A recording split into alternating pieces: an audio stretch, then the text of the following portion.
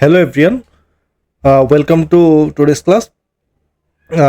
Electrical service ডিজাইনের আজকের এই ক্লাসে আমরা মেইন ডিস্ট্রিবিউশন বোর্ড থেকে ফ্লোর ডিস্ট্রিবিউশন বোর্ডে আমাদের কানেকশনটা কীরকম হবে, মানে আজকে মেইনলি আমরা মেইন ডিস্ট্রিবিউশন বোর্ডটার কি আমরা কানেকশন করব মেইন ডিস্ট্রিবিউশন বোর্ড থেকে, দেন আমরা ফ্লোর ডিস্ট্রিবিউশন বোর্ডে দিকে যাব।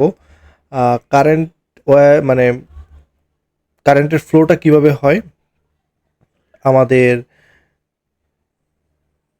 মেইন ডিস্ট্রিবিউশন বোর্ড থাকে পুরো বিল্ডিংয়ে একটা, দেন মেইন ডিস্ট্রিবিউশন বোর্ড থেকে প্রতিটা ফ্লোরে আমাদের কি কানেকশন চলে যায়, প্রতিটা ফ্লোরে কানেকশন চলে যায়। প্রত্যেকটা ফ্লোরে আমাদের থাকে floor distribution board, floor distribution board.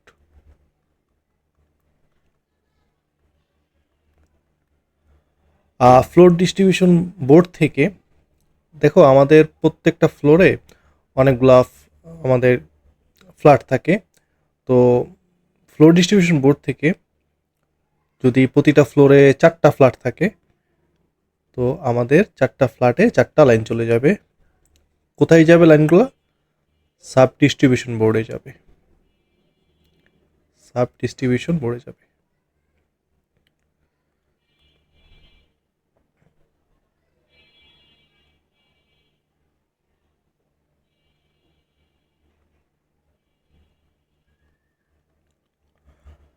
দেন প্রত্যেকটা ফ্ল্যাটে কিন্তু অনেকগুলো রুম থাকে, ঠিক আছে? প্রতিটা রুমে আমাদের কি আছে? সুইচ বোর্ড আছে,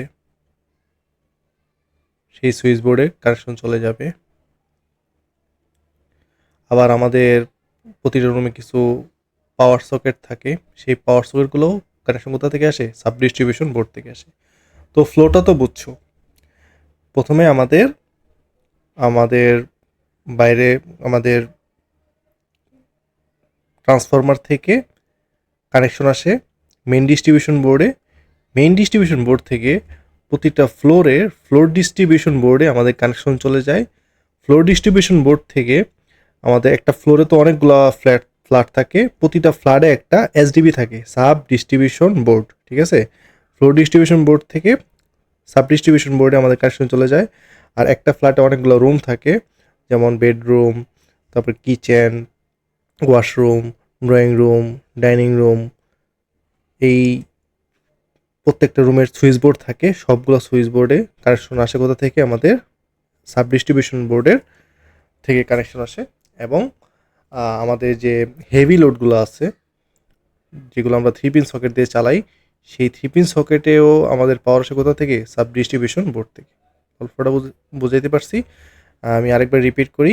মেইন ডিস্ট্রিবিউশন বোর্ড থেকে আমাদের flat distribution board, flat distribution board থেকে sub distribution board, sub distribution board থেকে সুইচ বোর্ড, আবার সাব ডিস্ট্রিবিউশন বোর্ড থেকে আমাদের কোথায় আসে? আমাদের কানেকশন আসে পাওয়ার সকেটে কানেকশন আসে, ঠিক আছে? এটা হচ্ছে আমাদের কি? ফ্লো। আমরা গত 2টা ক্লাসে ফ্লোর ডিস্ট্রিবিউশন বোর্ড থেকে সাব ডিস্ট্রিবিউশন বোর্ডের কানেকশনটা আমরা দেখছিলাম। মেইনলি আসলে ফ্লোর ডিস্ট্রিবিউশন বোর্ডে যেই বক্সটা থাকে ফ্লোর ডিস্ট্রিবিউশন বোর্ডে, সেই বক্সের ভিতরে ইনকামিং সার্কিট, আউটকামিং সার্কিটে এই ভিডিওটা আমরা মানে এই ক্লাসটা আমরা করছি। দেন পরের ক্লাসে সাব ডিস্ট্রিবিউশন বোর্ড থেকে সুইচ বোর্ড, পাওয়ার সকেট কীভাবে কানেকশন যায়, সাব ডিস্ট্রিবিউশন বোর্ডে ইনকামিং সার্কিট, আবার আউটকামিং সার্কিট, এগুলো আমাদের দেখা হয়ে গেছে। আজকের ক্লাসে আমরা মেইন ডিস্ট্রিবিউশন বোর্ড থেকে ফ্লোর ডিস্ট্রিবিউশন বোর্ডে কীভাবে কানেকশন যায় এটা তো দেখবই। মেইনলি আমরা দেখব মেইন ডিস্ট্রিবিউশন বোর্ডে আসলে কি কি থাকে, ইনকামিং সার্কিটটা কীরকম, এটার ওয়াট রেটিংটা কীরকম, দেন আউটকামিং সার্কিটগুলো কীরকম রেটিং, তার রেটিংগুলা আসলে কীরকম, এগুলো আমরা আর কি দেখব। চলো আমরা ক্লাসে চলে যাই। আমাদের একটা হাই রাইজ বিল্ডিং আছে, আমরা ধরি হাই রাইজ বিল্ডিংটা হচ্ছে 6 তলা বিশিষ্ট। কত তলা বিশিষ্ট? 6 তলা বিশিষ্ট। তো আমাদের ফ্লোর ডিস্ট্রিবিউশন বোর্ড থাকবে কয়টা? 6টা, ঠিক আছে? তো আমাদের মেইন ডিস্ট্রিবিউশন বোর্ডে কানেকশনটা আজকে আমরা দেখব। এখানে আমরা প্রতিটা ফ্লোরে আমরা একদম প্রথম ক্লাসটায় একটা ফ্লোরে কতগুলো ফ্ল্যাট থাকে সেটা দেখছি। আমাদের ফ্ল্যাট থাকে কয়টা? 6টা ফ্ল্যাট ছিল আমাদের। একটা হচ্ছে আমাদের 3টা হচ্ছে 3 BHK flat, same 3 BHK 3 BHK, আর 3টা হচ্ছে আমাদের 2 বিএইচকে ফ্ল্যাট। 3 বিএইচকে ফ্ল্যাটগুলার ডিমান্ড লোড ছিল আমাদের 15 কিলোওয়াট করে, এটাও 15, এটাও 15 কিলোওয়াট। আর 2 বিএইচকে যে ফ্ল্যাটগুলো ছিল ওইগুলার লোড ছিল আমাদের কত? রিকোয়ার্ড লোড 7 কিলোওয়াট, 7 কিলোওয়াট করে, 7 কিলোওয়াট করে। তো আমরা যদি এখানে একটা ফ্ল্যাটের টোটাল একটা ফ্লোরে তো কয়টা ফ্ল্যাট আছে আমাদের? 6টা ফ্ল্যাট আছে। 3টা 3 বিএইচকে আর 3টা 2 বিএইচকে। আমাদের টোটাল রিকোয়ার লোড কত? 66 কিলোওয়াট। একটা ফ্লোরে 6টা ফ্ল্যাট আছে, আমরা 6টা ফ্ল্যাটের রিকোয়ার্ড লোড কত? 66 কিলোওয়াট। কীভাবে বেরিয়েছে? 3 15 45 কিলোওয়াট, আর 3 7 21, 45 আর 21 যোগ করলে 66 কিলোওয়াট হয়। তাহলে আমাদের বিল্ডিংটা যেহেতু 6 তলা বিশিষ্ট, 6টা ফ্লোরের টোটাল রিকোয়ার্ড লোড হচ্ছে 66 ইন্টু 6, 396 কিলোওয়াট। তাহলে আমাদের ডিমান্ড লোড কত? 396 ইন্টু 0.7, অর্থাৎ 277 কিলোওয়াট। ডিমান্ড ফ্যাক্টর 0.7 গুণ দিছি। আর আমরা এখানে 50 কিলোওয়াট কমন ইউটিলিটিস কনসিডার করব। কমন ইউটিলিটিস বলতেই বোঝায় এই আমাদের বিল্ডিংয়ে যে লিফটটা ইউজ হইতেছে, আবার আন্ডারগ্রাউন্ডে যে লাইটগুলো চলতেছে, এগুলো আসলে কমন ইউটিলিটিসের আন্ডারে। ঠিক আছে, এই কমন ইউটিলিটিসটা আমরা কত কনসিডার করছি? আমরা কমন ইউটিলিটিসটা কনসিডার করছি 50 কিলোওয়াট।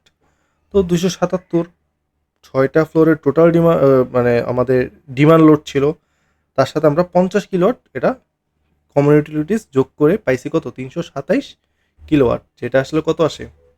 3,27,000 ওয়াট। তো আমরা অ্যাট ফার্স্ট আমাদের যে মেইন ডিস্ট্রিবিউশন বোর্ড, সেই মেইন ডিস্ট্রিবিউশন বোর্ডে একটা ইনকামিং সার্কিট ব্রেকার থাকবে। ওই সার্কিট ব্রেকারটার রেটিং আমরা বের করতে চাই। তো এটা তো 3 ফেজ কানেকশন, ফর্মুলা কি আসবে? I = P/√3 B cos θ। পাওয়ার 3,27,000, √3, আমাদের ভোল্টেজ হচ্ছে 400, 3 ফেজের জন্য cos θ পাওয়ার ফ্যাক্টর আমরা 0.9 ধরে নিছি। ক্যালকুলেশন করার পর আসছে আমাদের কত? 524.43 অ্যাম্পিয়ার। সেফটি ফ্যাক্টর কনসিডার করার পরে, অর্থাৎ এই যে 524.43 সাথে 1.65 গুণ করার পরে আমাদের আসছে কত? 865.30 অ্যাম্পিয়ার। এখন আমাদের বাজারে অ্যাভেলেবল সার্কিট ব্রেকার হচ্ছে 900 অ্যাম্পিয়ার। ঠিক আছে, এটা হবে TPN MCCB। আমাদের বাজারে অ্যাভেলেবল সার্কিট ব্রেকার হচ্ছে 900 অ্যাম্পিয়ার। তো সার্কিট ব্রেকারটা কী হবে? TPN, 3 pole neutral MCCB। 3 phase কানেকশনের জন্য আমাদের সার্কিট ব্রেকারটা হয় MCCB। ঠিক আছে, 3 পোল নিউট্রাল MCCB 900 অ্যাম্পিয়ারের আমরা এটা ইনকামিং সার্কিট ব্রেকার কনসিডার করব। আর আউটগোয়িং সার্কিট ব্রেকার রেটিং এটা আমরা বের করতে চাই। ফর্মুলা তো একটাই, I = P/√3 B cos θ। তো দেখো আমাদের একটা ফ্লোরে টোটাল লোড কত ছিল? 66 কিলোওয়াট। একটা ফ্লোরে 6টা ফ্ল্যাট, এটার লোড কত ছিল? 66 কিলোওয়াট।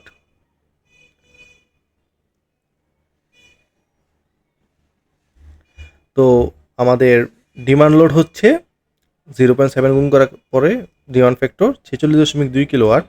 46.2 কিলোওয়াট হচ্ছে আমাদের 46,200 ওয়াট।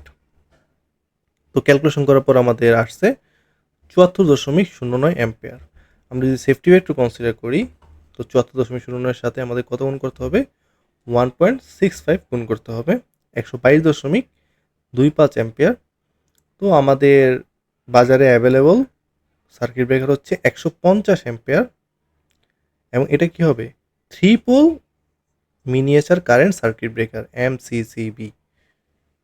3 ফেজ কানেকশন থাকলেই আমাদের এমসিসিবি ইউজ করতে হবে। আর এটা কেন 3 পোল, এটা আমরা যখন ডিজাইনে যাব, এমডিবি লেআউটে যাব, তখন সেখানে আমরা সুন্দরভাবে দেখব। আর কমন ইউটিলিটিসের লোড কত ধরে নিয়েছিলাম আমরা 50 কিলোওয়াট।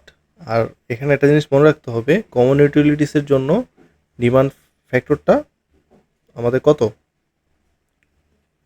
আমার 1 ধরা হয় আর কি। তো I equal to P by √3 B cos theta formula, 50 kilowatt মানে 50,000 watt divide by √3 400 cos theta power factor 0.9, আমাদের আসে 80.18 অ্যাম্পিয়ার। তো এটার সাথে তো আমরা সেফটি ভেক্টর গুণ করতে হবে, 1.65 গুণ করলাম, পেলাম কত 132.3 অ্যাম্পিয়ার। এটা 150। আর তাহলে এই বাজারে অ্যাভেলেবল সার্কিট ব্রেকার হচ্ছে 150 3 পোল এমসিসিবি। এখানে কেন 3 পোল আর এখানে কেন 3 pole neutral, 3 pole neutral MCCB, এটা আমরা যখন এমডিবি লেআউট দেখব এখনই এখানে আমরা পুরোপুরি ক্লিয়ার হব। এটা হচ্ছে আমাদের মেইন ডিস্ট্রিবিউশন বোর্ডের একটা লেআউট, ঠিক আছে। আমাদের এমডিবি বক্সের ভিতরে কি কি থাকে এটা একটা এখানে ডায়াগ্রাম দেখানো হয়েছে। দেখো আমাদের বিল্ডিংটা কয়তলা বিশিষ্ট ছিল, 6 তলা বিশিষ্ট বিল্ডিং ছিল। তো আমাদের বাসার ভিতরে তো একটা ট্রান্সফরমার থাকবে, ওই ট্রান্সফরমার থেকে আমাদের 3 ফেজ কানেকশন আসবে। এই যে রেড, ইয়েলো, ব্লু 3টা কানেকশন আসলো, আবার নিউট্রাল কানেকশন আসলো। এসে আমাদের ইনকামিং সার্কিট ব্রেকারটা রেটিং কত ছিল 900 অ্যাম্পিয়ার। তো দেখো 3টা ফেজ আসলো, কিন্তু 3টা লাইভ আসলো, আর সাথে নিউট্রালও এটা ভিতরে দিয়ে প্রবেশ করলো। এই জন্য এটার নাম হয়েছে 3 পোল নিউট্রাল। আর 3 ফেজ কানেকশনের জন্য এমসিসিবি এই কথাটা আসছে।